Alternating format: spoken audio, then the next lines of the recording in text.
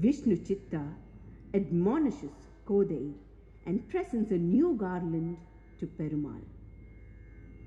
Krishna appears in Vishnu Chitta's dream and says he only wants to wear the garland that Kodai has worn. From then, she is known as Andal, the girl who rules over the Lord. At the age of 15, she is taken to the Sri Rangam Ranganatha Swami temple, and here she merges with her beloved Lord in a blaze of glory. कर्कटे पूर्वफल्गुण्यां तुलसी काननोद्भवां वन्दे विश्वम्भरां गोदां नमः श्रीरङ्गनायकी।